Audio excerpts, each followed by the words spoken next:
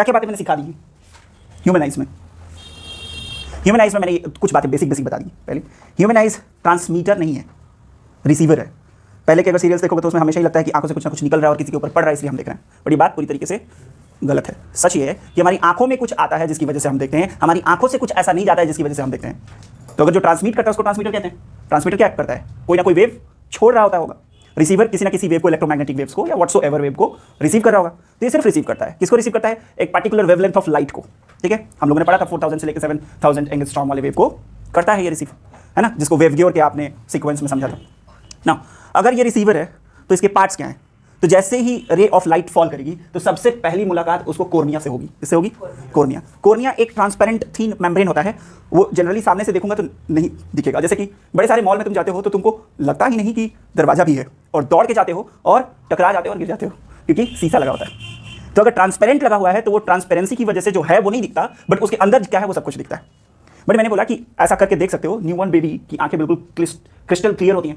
उनको horizontal position में ऐसे रखो, उनको रखना नहीं है, ऐसे हाथ पे नहीं उठाना, उनको उनके बेड पे लेटे रहने दो और तुम खुद हॉरिजॉन बना के उनकी आंखों को देखने की कोशिश करो। तो तुमको कुछ व्हाइट सा ट्रांसपेरेंट जैसा ऐसा लगेगा, ग्लास बॉल उसकी आंखों के ऊपर लगाया हुआ है। कुछ देर तक तुमको ये लगेगा कि जैसे कि वो आंसू है ना, जैसे कि वो रो रहा हो और उसका कोई ड्रॉप बना हुआ है ना। और वो अगर हॉरिजॉन्टल पोजीशन में है तो अगर वो ड्रॉप भी होता तो वो बह चुका होता, क्योंकि जो बल्ज्ड पार्ट होता है वही कोर्निया होता है, या फिर बल्जिंग जो होती है आगे की तरफ जो उभरा होता है वहीं पे कोर्निया होता है, ट्रांसपेरेंट मेम्ब्रेन होता है। उसको ट्रांसपेरेंट होने की वजह से वहां से लाइट अंदर आती है। तो ह्यूमन आई के लेंस से लेके कोर्निया के बीच में जो जगह बचता है ये वाला, यहाँ पे एक फ्लूइड होता है, उस फ्लूइड का नाम है एक्वस ह्यूमर। ये उसके शेप को मेंटेन रखने के काम में आता है। सिर्फ शेप को ही मेंटेन करने के काम में नहीं आता है, नहीं तो पता चला कोई जोर से ऐसे फूंक दे और पटक जाए। अंदर कोई ना कोई फ्लूइड भरा होना चाहिए ना, है ना। प्लास्टिक की बॉल नहीं तो 2 रुपए 3 रुपए वाली बॉल के साथ क्या होता है, हाँ, अगर दबा दिया पचक गई। अब साइड से दबा के तुम उसको चाहते हो वापस आ जाए, पॉप आउट हो जाए, बट होती नहीं है। या फिर किसी जोर से शॉर्ट किसी ने लगा दिया, पचक गई। बट अंदर अगर कुछ ना कुछ है तो उसके पचकने का चांस कम है। तो इसका मेन काम यही है कि अब बहुत सेंसिटिव है, किसी वजह से तुमको चोट भी लग सकती है, झटके से तुम्हारी उंगलियां ही लग जाए। अगर अंदर कुछ भी नहीं होगा तो ये थीन मेम्ब्रेन कर क्या लेगा, ये तो पचक जाएगा भाई। बात समझ आ रही है? तो एक काम तो ये है सत्यजीत कि इसको ये प्रोटेक्ट करता है, शेप मेंटेन रखेगा, क्योंकि अगर शेप डिस्टर्ब हो गया पूरे आईबॉल का, और ये आईबॉल जो होता है वो स्फेरिकल शेप का होता है, और ये लगभग 1 इंच डायमीटर का स्फेरिकल बॉल है। ये एक्जैक्टली इसको फिगर आउट नहीं कर सकते, बट मतलब परसेंट टू परसेंट जरा सा वेरी करता है, बट 2.3 सेंटीमीटर के आसपास होता है, क्योंकि 1 इंच में कितना होता है, 2.54 सेंटीमीटर होता है।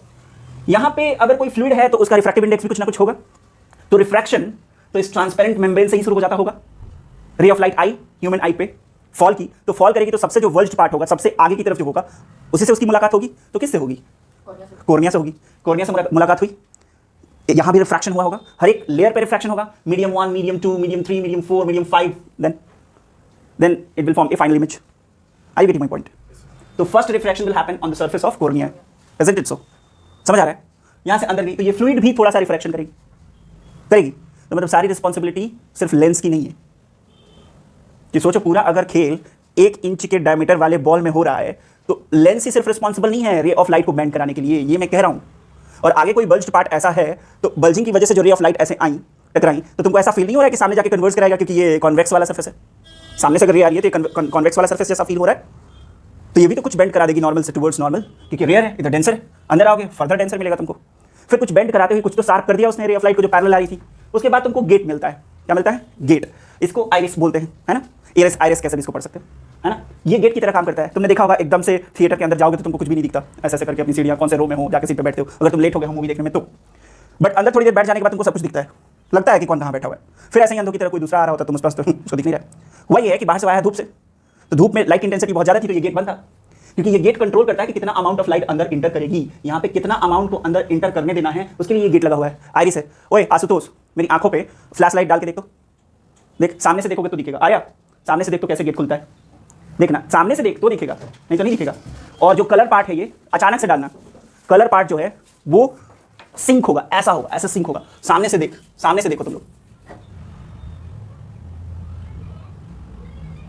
कुछ हो रहा है? यस सर, छोटी होकर बड़ी हो गई। छोटी होकर बड़ी कुछ हरकत हुई? Yes sir. तो वो क्या हो रहा है? वो गेट कंट्रोल कर रहा है। एकदम से तुमने लाइट इंटेंसिटी बढ़ा दी, बट उसका यही काम है, वो तुमसे परमिशन नहीं लेगा कि सर कहो तो कम कर दूं। हमारी बॉडी में बड़ी सारी ऐसी चीजें होती है ना जो तुमसे परमिशन नहीं लेती, जैसे कि हाँ, जैसे कि तुम्हारी हाइट का बढ़ना, तो बोलते हो क्या, देखो कल सुबह तक थोड़ा लंबा कर दो, चोट लगने के घाव का ठीक होना, और ये आइरिस का गेट का बंद होना और खुलना। बात समझ आ रही है? तो ये गेट बंद है क्योंकि तुम ब्राइट लाइट में हो, तो लाइट इंटेंसिटी ज़्यादा है, तो गेट अगर नैरो भी रहेगा तो जितनी लाइट चाहिए इमेज बनाने के लिए चली जाएगी। और डार्क में हो और एकदम से बाहर निकलोगे तो तुम्हारी आंखें चौंधी आ जाएंगी। क्या हो जाएंगी? चौंधी आ जाएंगी। तो तुम क्या करोगे? तुम खुद का अपनी आंखें ऐसे बंद करके खोलोगे, ऐसे करोगे, ऐसे नहीं खोल के बाहर आओगे, ऐसे करोगे, क्योंकि थोड़ा टाइम लगता है गेट खुलने बंद होने में, ऐसा स्विच की तरह नहीं काम करता है, ऐसा नहीं करती हैं, और डरावनी लगती ना आंखें, है ना। चलो मेरी तो लगती, क्योंकि जिसके काले में काला है तो उसका पता नहीं चलता, मेरा पता चलता। प्रियंका बोल रही थी कि बहुत डरावने हो सर आप, तो सुबह बोल के गई है ना। तो अंदर आ गए, लेंस मिला, ये मसल से बना हुआ है, प्रोटीन से बना हुआ है लेंस। ये वाला लेंस कैसा है? कॉन्वेक्स लेंस है। कॉन्वेक्स लेंस तक की कहानी समझ में आई, और ये भी बात समझ में आई कि इसका जो रोल है ह्यूमन आई में, सिर्फ इसी से वो पर्पस सॉल्व नहीं हो रहा है। रिफ्रैक्शन की कहानी यहीं से स्टार्ट हो गई है।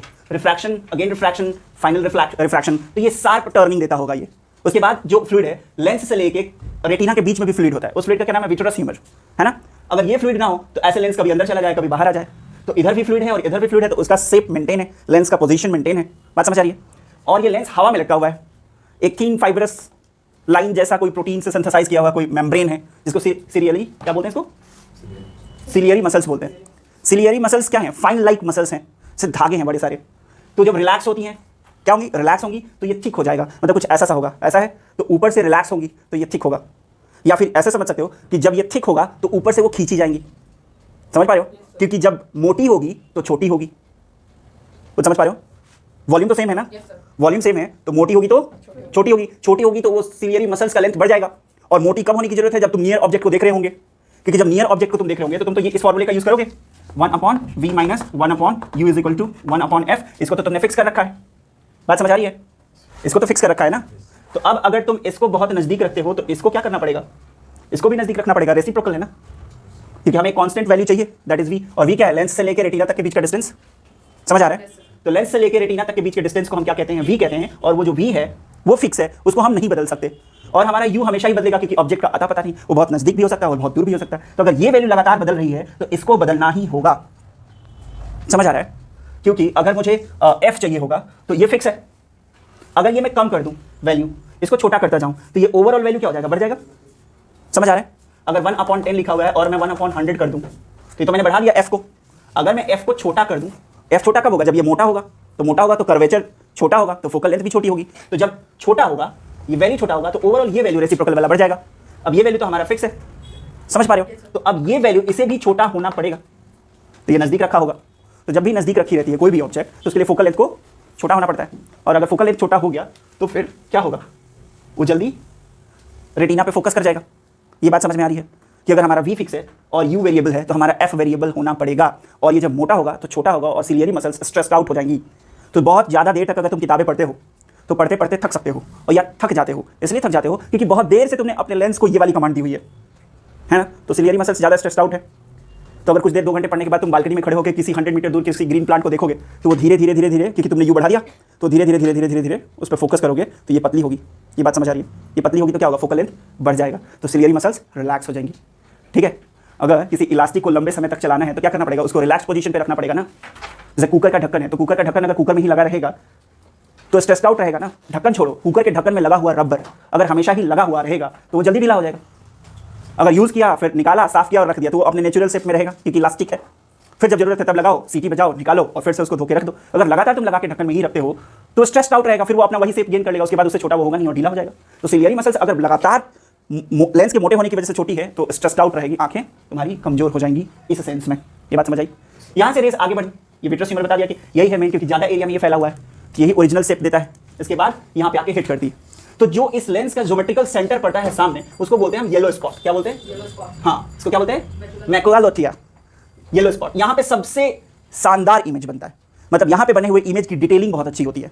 समझ रहे हो? जब कैमरे DSLR और SLR कैमरे से जब तुम पिक्चर क्लिक करते हो तो तुम्हारे फोटो से, तुम अपने मोबाइल के भी कैमरे से फोटो क्लिक करते हो, दोनों में डिफरेंस क्या है? दोनों में क्या डिफरेंस है? तुम ब्यूटी मोड पे लगा के फोटो खींच लेते हो तो क्या करता है, कहीं कहीं अगर दाग भी है, बहुत सारे गड्ढे भी हैं चेहरे में, तो वो एकदम चिकना करके और दे देता है, इंस्टा पे लगा देते हो। बट यहाँ केस अलग है, अगर SLR से खींचोगे तो जैसे तुम हो एग्जैक्टली वैसा ही डिटेल देगा, और जूम किया जाएगा तो तुम्हारे चेहरे की छोटी छोटी डिटेल को भी डिस्क्राइब करेगा कि यहाँ पे इतने गड्ढे हैं, इस कलर का गड्ढा है, वो मोर इन्फॉर्मेशन देगा, डिटेलिंग देगा। तो अगर यहाँ पे इमेज बनती है तो वो मोर डिटेल देगा। ठीक है? फिर यहाँ पे बड़े सारे सेंसर्स लगे होते हैं, उन सेंसर्स को बोलते हैं रिसेप्टर, है ना। रिसीव करते हैं वो, और रिसीव करके इलेक्ट्रिकल सिग्नल्स जनरेट करते हैं जो कि ऑप्टिकल नर्व से होते हुए ब्रेन को जाके कमांड देते हैं। ठीक है? एक मजेदार बात होती है कि ये जो रिसेप्टर होते हैं इसमें दो होते हैं सेल्स, दो टाइप के सेल्स होते हैं, एक होता है रॉड और एक होता है कोन। क्या होता है? एक होता है रॉड। ये जो रॉड होता है, रॉड इसका नाम इसलिए क्योंकि रॉड जैसा होगा, ऐसा होता होगा, ये सिलेंडर जैसा, रॉड जैसा होता होगा, इसलिए इसका नाम रॉड है। ये लो लाइट पे भी काम करता है। जैसे अंधेरा है और ये चल के आएगी तो मुझे लगेगा कि ये कोई है जो आया, फिर पता चलेगा कि ये कोई इंसान है जो आया, फिर बहुत नजदीक आएगी और थोड़ा सा ऐसे घूम के जाएगी तो शकल और पोस्चर, इसके बाल देख के मुझे लगेगा ये कोई लड़की है। तो धीरे धीरे मैं मोर डिटेल में जा रहा हूँ ना, तो ये तभी एक्टिवेट हो जाता है जब लो लाइट हो। रॉड कब एक्टिवेट हो जाता है? जब लो लाइट हो। बट अगर तुमको मोर डिटेल चाहिए तो उसके लिए ब्राइट लाइट की जरूरत होती है। तो उसके बाद जो दूसरे सेल्स होते हैं उनका नाम होता है कोन। क्या नाम होता है? कोन। वो कोन जैसे होते होंगे, समझ आया? तो कोन्स तब एक्टिवेट होते हैं जब एप्रोप्रिएट लाइट होगा, तो रॉड हमेशा ही एक्टिवेट हो जाता है जरा भी लाइट हो। तो रॉड्स की वजह से तुम्हारा ब्लैक एंड व्हाइट फोटो बन जाता है।